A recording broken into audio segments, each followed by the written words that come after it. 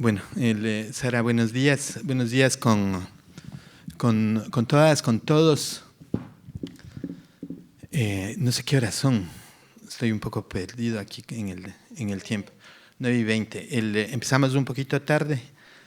Yo voy a procurar ser suficientemente breve en esta presentación, que es especialmente significativa para la Universidad de las Artes y que creo que señala... ¿Tú estás con un traductor ahí? Can you follow? Yeah. Okay. Creo que es un momento particularmente importante para la Universidad de las Artes y tengo la impresión de que este coloquio, este encuentro, va a señalar de una manera diferente la historia de la universidad. Esas son sospechas que podemos tener ahora, ¿no? Y lo digo desde el lugar que me corresponde, que es el de establecer la pertinencia de la existencia de la Universidad de las Artes en el contexto educativo ecuatoriano. Esa pertinencia es una cuestión que debería tratarse de manera más profunda y decidida en el espacio público, ¿no? Y todos los esfuerzos que hagamos para que ese diálogo se pueda dar son muy importantes y deberían ser muy significativos. Por eso, para mí es particularmente significativa la presencia de algunos estudiantes aquí, porque son, como lo decimos siempre, los estudiantes, los portadores de esa misión histórica que es la de establecer una universidad en un país y muy específicamente una universidad de las artes. Cuando se creó este proyecto, que se establece con una ley en el 2013, en diciembre del 2013, me parece que la sociedad ecuatoriana tenía unas expectativas con respecto a esto, ¿no? En el contexto de una profunda reforma del sistema de educación superior en el Ecuador. Esa reforma da cuenta de un interés muy particular de la sociedad ecuatoriana sobre la historia, ¿no? No es solamente la creación de una institución, sino, en mi opinión, delata un momento de sensibilidad con respecto a lo que somos en el tiempo, a las relaciones que tenemos con los demás y a las relaciones que aspiramos a tener entre nosotros, ¿no? Y para los ecuatorianos esto seguramente está muy claro. Ustedes son muy jóvenes, pero habría que hacer un poquito de memoria con respecto a la constituyente de Montecristi, que no es un hecho menor. La constituyente de Montecristi fue especialmente importante porque supuso que el país se dio la misión una vez más, de repensar sus fundamentos en 2007.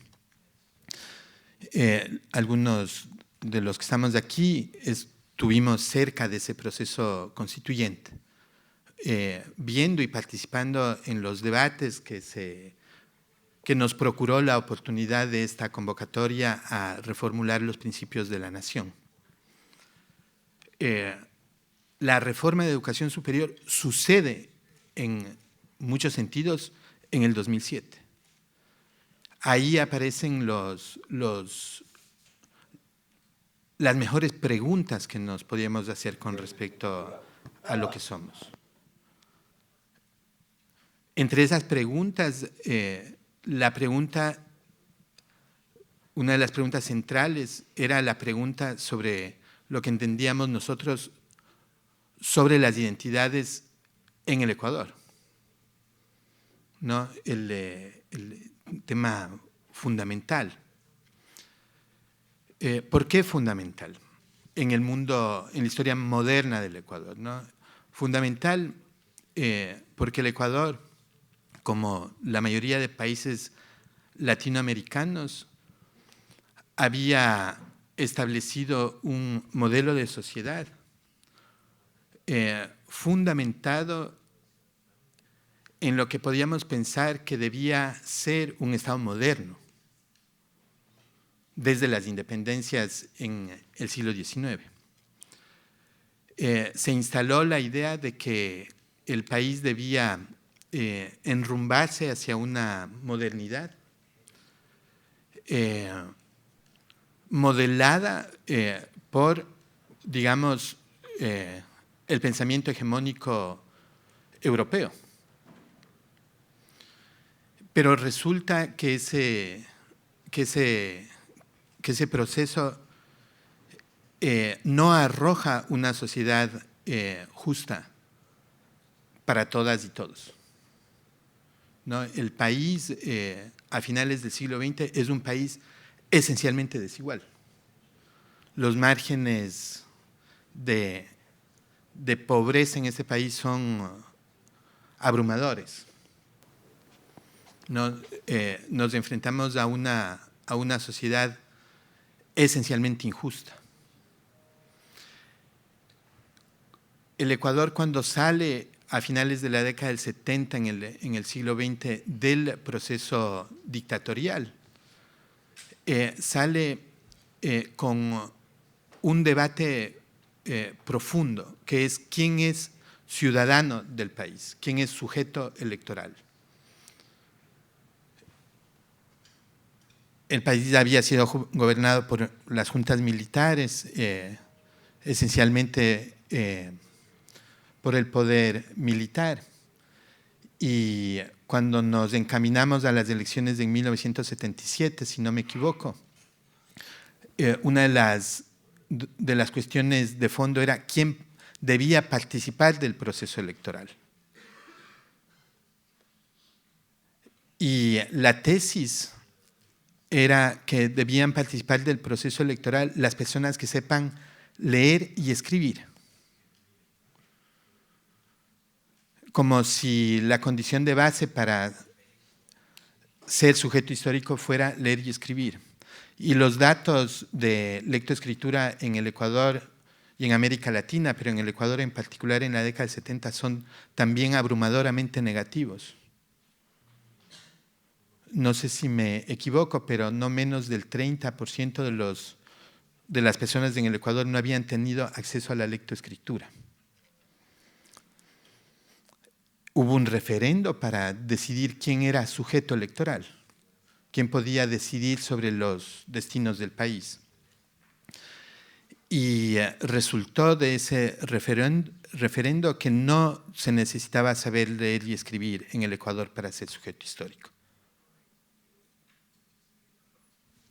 Eso constituye ya una revolución en términos identitarios en el Ecuador.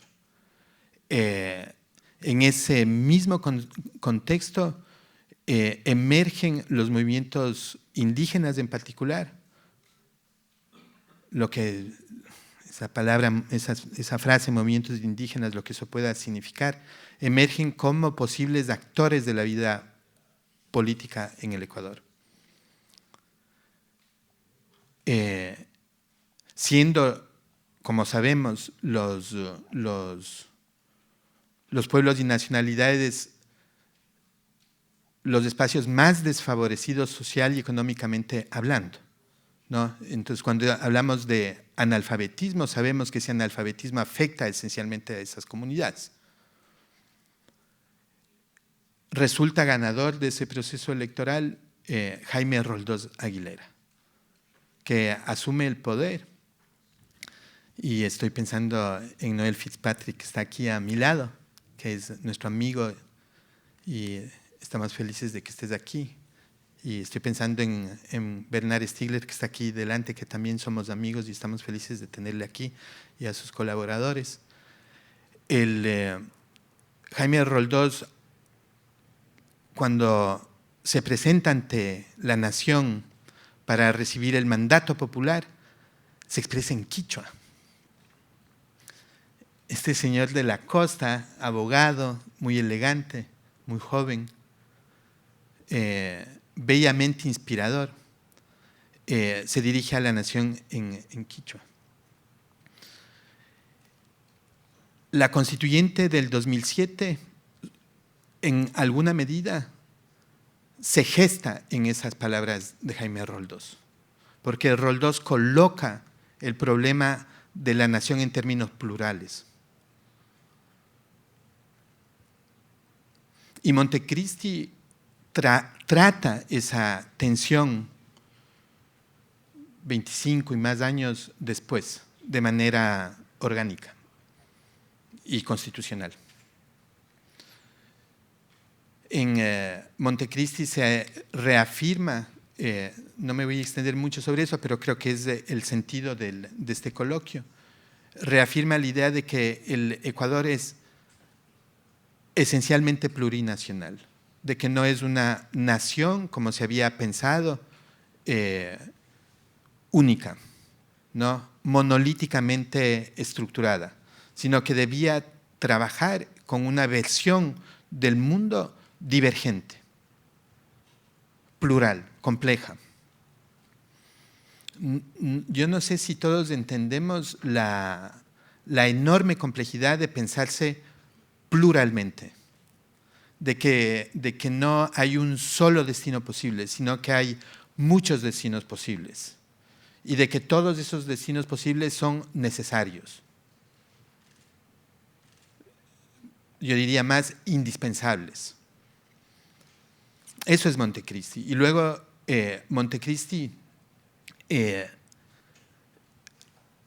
arroja un tema adicional, otra tensión adicional, y es que esa plurinacionalidad está directamente asociada con un potente sentido de interculturalidad. Entonces el Estado ya no es solo nacional, sino que es plurinacional e intercultural, ¿no? Hemos transitado esta década, estos 12, 13 años desde allí hasta acá, iluminados por esas tensiones, con muchas dificultades, ¿no? Y de manera, si me permiten el término, un poco misteriosa.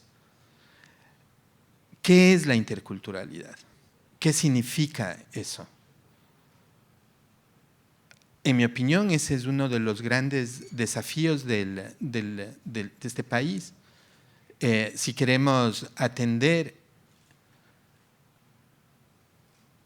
el futuro. ¿Cómo nos colocamos ante esos dos misterios, ante esas dos oportunidades? Es cierto que lo plurinacional y lo intercultural nos pueden conducir hacia una versión más democrática del Ecuador.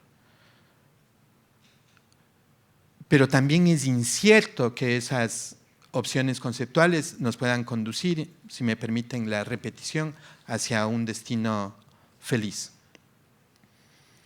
No está dado que lo plurinacional y lo intercultural están siendo tratados de manera democrática, ¿no? Un ejemplo, el tema de lo intercultural ha tenido enormes dificultades para ser tratado por fuera de los espacios de los pueblos y nacionalidades, como que lo intercultural fuera simplemente una cuestión de pueblos y nacionalidades y no tuviera relación con otras formas de diversidad. Y ahí hay una trampa, ¿no? Y hay una trampa también en que en la idea de que la plurinacionalidad sirva simplemente para refrendar intereses corporativos. Es un problema. Lo segundo es qué hemos hecho en el campo universitario para abonar ese debate. Mi opinión es que hemos hecho muy poco, de que no hemos hecho por lo menos suficiente. ¿Y por qué sucede eso?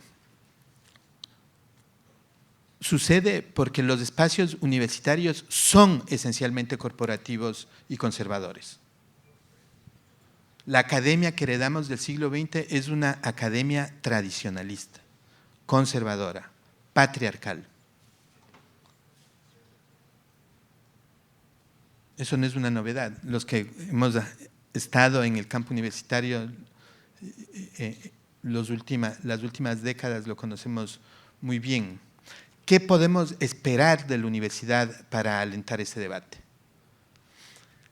Desde la Universidad de las Artes me parece que tenemos mucho que decir y tenemos una inmensa fortuna, y es que somos una universidad, en el buen sentido de la palabra, nueva, joven, ¿no? Una universidad de reciente creación. Eso no debe ser interpretado de una manera cosmética, ¿no? Me parece que ahí nosotros tenemos mucho que pensar, decir y actuar con respecto a qué significa ser nuevo. En el mundo contemporáneo no hay muchas oportunidades para instalar esa novedad. A veces tenemos la impresión de que estamos inscritos de manera brutal en un destino sin salida. El imperativo de la desesperanza está ahí todos los días y parecería que lo nuevo rápidamente envejece. Como que nos contaminamos al nacer, ¿no? Como que el nacer no fuera suficiente. Ese espacio de inicio desaparece rápidamente. Entonces, ¿qué podemos hacer nosotros? Me parece que tenemos que mantener viva la idea de que nacemos siempre, de que estamos siempre cambiando, de que no tenemos que parecernos a algo que no es lo nuestro. Yo quiero disculparme de la sencillez de estas palabras. No quiero que se entienda que ser nuevo no está atado a la tradición. No quiero que se entienda tampoco que nos inventamos cada día algo distinto porque no creemos en la historia. Es todo lo contrario. No, ser nuevo significa que estamos deseosos y que somos capaces de hacer de los cuestionamientos la razón de nuestra existencia. De que estamos dispuestos a existir en la crítica, en la contradicción, en la tensión. De que estamos dispuestos a ceder los espacios que nos corresponderían, siempre y cuando esto sea en honor del interés común, del interés de todos y todas. Eso significa. En el fondo, este coloquio, de alguna manera, nos indica que la única alternativa que tenemos, si queremos ser incidentes, es transformar la educación de raíz. En otras palabras, que esta Universidad de las Artes se ha creado para asumir una responsabilidad fundamental, que es la de dar vuelta a la página de la universidad conservadora del siglo XX.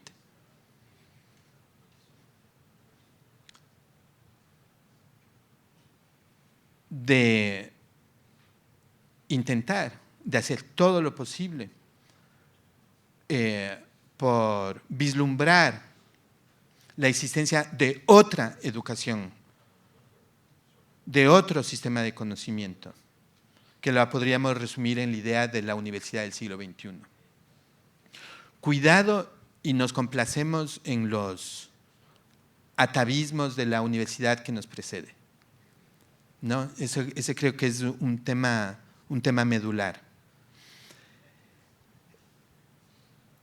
Ustedes, todos nosotros vamos a trabajar sobre esto estos próximos 3 días, pero estimo que aquí vamos a poder encontrar algunos de los elementos cruciales para atender ese futuro. Ayer por la tarde yo tuve la inmensa fortuna de poder conversar con Bernard. Con Bernard nos une ya una relación de algunos años, ¿verdad? En París nos encontramos con Bernard en unos contextos muy importantes sobre qué hacer con respecto a los conocimientos y cómo podíamos trabajar sobre eso en términos, por ejemplo, de las soberanías de los países del sur con respecto a esas hegemonías, ¿no? Lo que ha pasado en estos últimos años es que nos sentimos acorralados, ¿no? Las presiones para no ser libres son muy fuertes. Yo tengo la sensación de que cada día tenemos que explicar más y más y justificarnos. Eso es muy grave. Un colega decía en la mesa de trabajo ayer que estamos enfrentados todos los días a argumentar y a defender nuestra existencia. El campo de la cultura, el campo de las artes. Nos dicen con frecuencia que no hay recursos económicos para esto. Yo lo dije hace un tiempo como un alto funcionario del mundo de las finanzas de este país me señalaba que hay otras prioridades. Eso es muy grave. Eso es tremendamente grave. Este coloquio, ojalá a ustedes, a nosotros, nos sirva para que los argumentos sean más justos, más potentes, más políticos. Porque tenemos esos argumentos. Ustedes van a escuchar a Noel, a Bernard y a todos los demás participantes de este coloquio acercarse profundamente a esas preguntas. Yo, en lo personal, y con eso quisiera terminar, estoy convencido que la resistencia es necesaria, que no es el momento de conceder espacios, que es indispensable resistir, que es indispensable asumir una condición de insurgencia con respecto al modelo que nos han propuesto. No podemos dejar que nos den diseñando el futuro. No nos podemos complacer con esa idea. Hay un montón de riesgos, por supuesto, en esto y hay que ser valientes. Pero no hay otra. No hay muchas opciones. No quedan muchas opciones. Yo acabo de venir de mi taller. Aquí están algunos de mis estudiantes, de los estudiantes con los cuales yo tengo la inmensa fortuna de trabajar en este semestre. Nunca como en estos meses hemos visto, hemos escuchado mensajes tan apocalípticos, ¿no? Todos los días nos levantamos para escuchar, para informarnos, para ser informados que esta situación es insostenible. Y cuando nos vamos de noche a dormir, tenemos la impresión de que no ha cambiado nada, de que somos objetos de ese apocalipsis, de que no podemos resolver nada. Estamos esperando que esto colapse. ese discurso es bárbaro, es perverso. Sí se puede hacer, sí se debe hacer, sí se debe actuar. A nosotros nos corresponde, y voy a prestar las palabras de Stigler, nos corresponde hacer lo que se tiene que hacer, que es producir más conocimiento. Nos corresponde asumir esa responsabilidad. Ese es el único antídoto posible y ese es el antídoto feliz. Yo me estoy dirigiendo en particular a los alumnos de la Universidad de las Artes ahorita. Les quiero decir que desde el fondo de mi espíritu, no podemos ser complacientes con el sistema artístico. No hay que ganarse los premios, ese no es el problema. No hay que desfilar en las alfombras rojas, ese no es el problema. El problema no es el de la estatura de la obra de arte. El problema es sobre la existencia, sobre la vida en lo más profundo que eso entraña. Y me parece que la práctica artística tiene un papel fundamental ahí. La práctica artística como tensión. La práctica artística como proceso.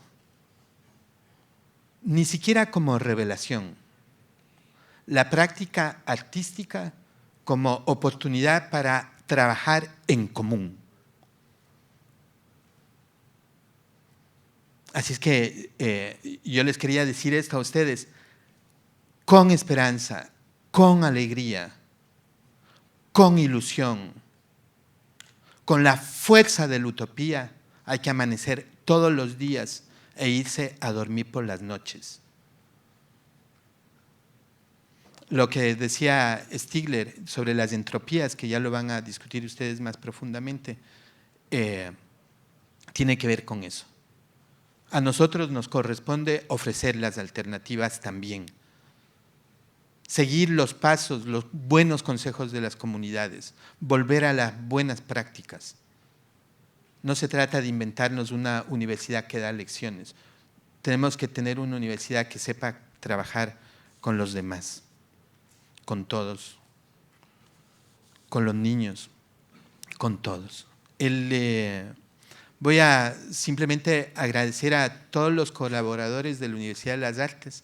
No les voy a mencionar, tal vez en el nombre de Sara Baranzoni, cobijar a toda la comunidad universitaria, a ella, a sus profesores, a Paolo, agradecerles profundamente por todo lo que hacen, toda su capacidad, su sensibilidad. Aquí hay mucho de bueno, todo de bueno. Entonces agradecerles a todos los equipos, a los productores, a la gente de los servicios, etcétera, que hacen un trabajo inmenso. Luego hay que agradecer y estar felices de la invitación de los invitados, de la presencia de la invitación de los invitados, de la presencia de los invitados nacionales e internacionales, las personas que van a tomar la palabra aquí. Estamos felices de recibirles y de tenerlos acá. En algún momento ya tendrán oportunidad de hablar más institucionalmente sobre el proyecto de las ciudades verdaderamente inteligentes, lo que ha significado para nosotros. Es un hito en esta universidad, que es una universidad increíble, es una universidad de la que nos tenemos que sentir todos orgullosos, que podamos trabajar a un nivel tan alto, tan particular, con ideas de tanta calidad, con proyectos tan sensibles, ¿no? No teníamos ni 2 años y medio cuando lanzamos este proyecto, cuando se comenzó a hablar aquí en la universidad. Así es que eso de nuevo también hay que mirarlo con pinzas, ¿no? En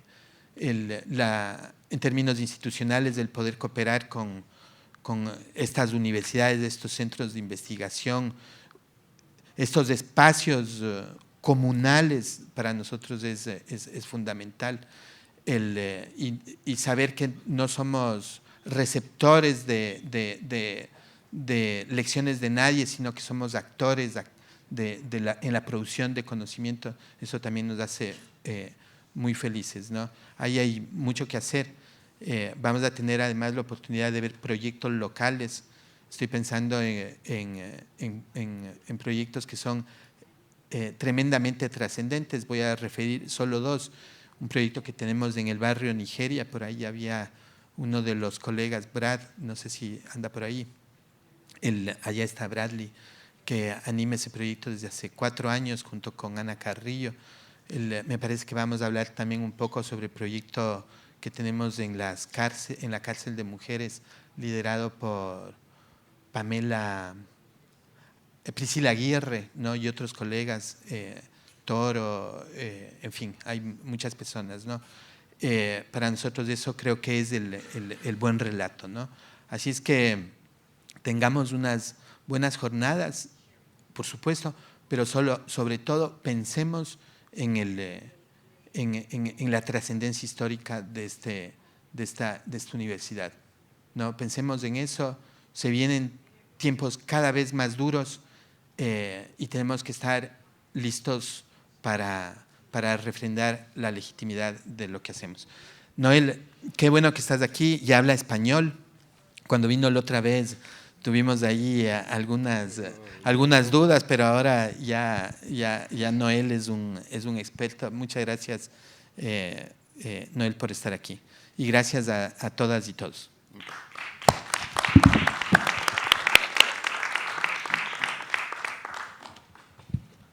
Yo hablo poco español, so I'm going to speak in English. First of all, I'm going to maybe give a reaction to some of the... Okay. First of all, I'm going to give a little bit of a reaction to some of the thoughts that Ramiro has just exposed. And maybe to start, I'll begin with the question of what is a university in the 21st century. And within the context where I work at the moment in the Technological University of Dublin, we have just become a technological university, so we have lots of issues and discussions about what we mean by a university and what we mean by a technological university. But then perhaps within your context, what does it mean to have art, humanities research, social science research, what we call artistic research, within a technological university? So for us, this is a fundamental question, because if we ask the question, what is the role of a university in the 21st century, we could perhaps give 3 simple answers. First of all, we all know that particularly within the European context at the moment, we produce economic agents, that the role of the university is seen as somehow forming the next generation to be economic agents within society. Secondly, I would argue that we need to produce social agents, individuals, citizens who take responsibility for their own social agency. And thirdly, the one that is perhaps more foregrounded or more obvious within the Ecuadorian context is the notion of political agency. So when we ask the question, what is a technological university or what is a university in the 21st century, one of the challenges we have is a predominance of particular forms of knowledge. And over the last 11 years, within the Irish context initially, we established a platform which is called the Graduate School of Creative Arts and Media, GradCam. And at the time, it was a very ambitious gesture given by the Irish government because within Ireland we had no platform for artistic research. We had no specific doctoral education in artistic research. So the Irish government funded a national platform, an all-island platform. I'll insist on that because it includes Northern Ireland, and we have a very particular relationship with the two universities in Belfast since the signing of what we call the Good Friday Agreement and the peace process. Part of that peace process was to enable collaborations north and south, which continues today, even in the context, a very difficult context we have in relation to the United Kingdom deciding to leave the European Union, what's referred to as Brexit. But what I would like to highlight for a second, and this is why in some of the conversations that we've had with Huertas, with Ramiro, and other people when I was here in January, what I see is a very interesting alignment between what we understand as artistic research and some of the potential activities or activities of Huertas. So GradCam was established as a national platform, and then we became involved in what we could call European advocacy. So through different European networks, one in particular which is called the European Artistic Research Network, EARN, we came together as a group of like-minded universities who tried to promote artistic research. And the outcome of that has been within what we call the funding mechanisms of the European Union, artistic research has been recognized. And that's a very, very important thing for us. That means that we now have parity of esteem between disciplines. And what I mean by that is we have a shared understanding that we have different forms of the production of knowledge, and artistic practice is considered to be on an equal footing in terms of the production of new knowledge and research. And this is highly important. So the next piece I'd like to talk about just for 1 second is that when we think of how we attempt to answer the big questions, as Ramiro said, the ultimate questions, the questions, not only philosophical questions about what is the meaning of existence, why are we here, etc., but how we react to the ultimate questions of today. The ultimate questions of today, as Bernard has pointed out in a number of his publications, is really around questions of the Anthropocene. So, and I think this is what I really appreciate about Bernard's thought, is that either we can treat this as an apocalypse, that this is the final apocalypse. There's nothing to happen next. And in one way, that's a very, very disarming, difficult thought process to project yourself into. So when we think of 10 years' time, 20 years' time, 50 years' time, we know at the moment that that ability to project yourself into the future has suddenly changed. So our responsibility, and I would say this as somebody who's involved in some of the management of the university, our responsibility as a university is to pose those ultimate questions. And what I really appreciate about Bernard's thought is we have to think of the word hope. You know, at the moment it's very difficult. When I look at my 12-year-old daughter, who says to me, you know, she's very, very aware of a lot of discussions around climate change. We had particular movements with teenagers to a minor extent in Ireland, but particularly in Sweden. When you talk to a 12-year-old today, they have a conceptualization of the future which is radically different. So in one way, that's a very unfair responsibility, that we are handing over the responsibility to a much younger generation. And I think that would be remiss of us. We also have a responsibility in this. Hence, when we come to the project, The Real Smart City, some of the thinking behind the project, The Real Smart City, is to try and grapple with these very, very difficult questions. about the role of technology, how technology impacts on society. In particular, we have used, in one way, the metaphor, but also the morphology of the city as a way in which to pose these questions. That's why when we look at the overall project, when we look at the partners, just to name them, we have the Institut de Recherche et Innovation with Bernard Stiegler based in the Pompidou Center. We have Pleine Commune, which is a very, very interesting project in the north of Paris. We have Dublin City Council, and for a very particular reason we have Dublin City Council, because Dublin City Council have been at the forefront of the development of certain technologies around the management of a city, what we're calling the smart city. And then we have our colleagues in Durham University and yourselves, Wartis. So that's the group of partners who are involved in the project. And within that, we have artistic research as a mode of research within the project. And when we were conceiving the project and writing the project, this was something which was very, very important for myself, Sarah, and Paolo, that we would have artistic research as a mode of research within a much larger European project. So today is a significant moment, not just for Wartis, but it's also a significant moment for the project.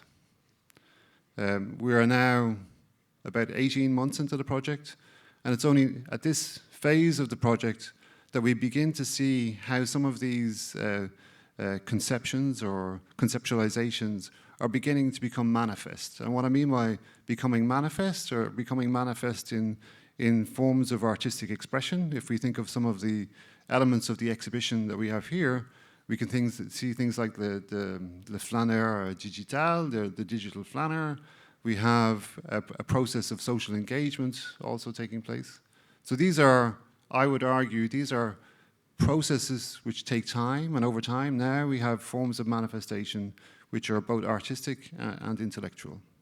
And the intellectual piece which has begun to be foregrounded, which will come up a lot in the conference over the next 3 days, is exactly the question of locality.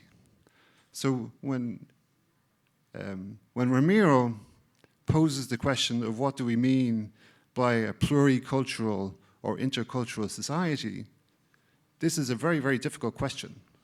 But in the background to that question of what do we mean by plurality, we have also the question of what we mean by the singular. What do we mean by identity? And what do we mean, therefore, by a term that we're going to try and develop, which is locality?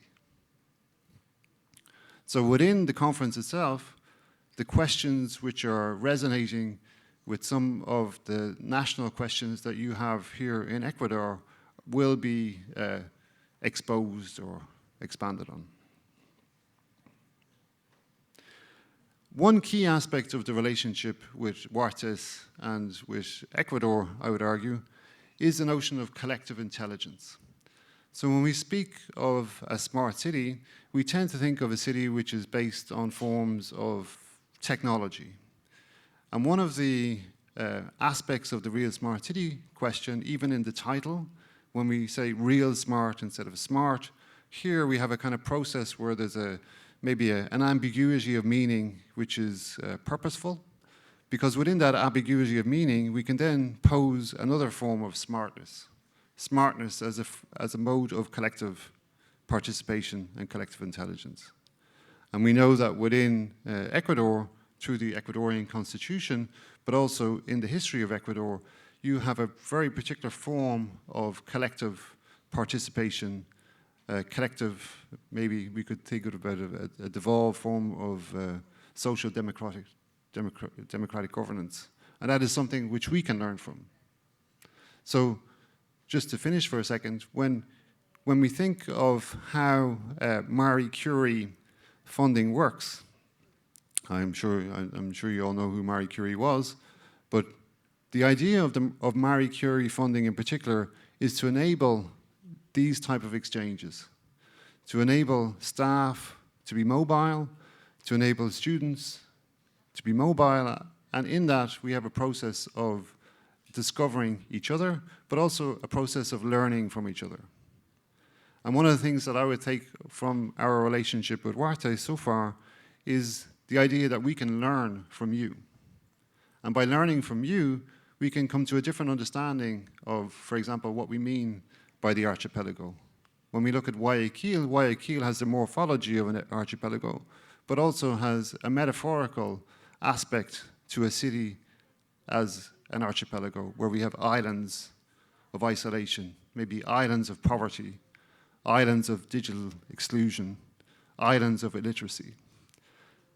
What we need to do is rethink how we understand those relationships, and that's why actually you've Glisson on the table here with us, that when we think of processes of relationality within an archipelago, it's not just questions of geographic morphology, but it's also questions of relationality. And it is through those new understandings of relationality that we are trying to revisit the technical or the digital network. So I'm going to stop. So I really would like to thank the hospitality that has been shown to us so far, in particular for Sarah and Paolo and the team here in Wartes, who I know have put a lot of effort into ensuring that things run smoothly and that the conference and exhibition is a success. So thank you.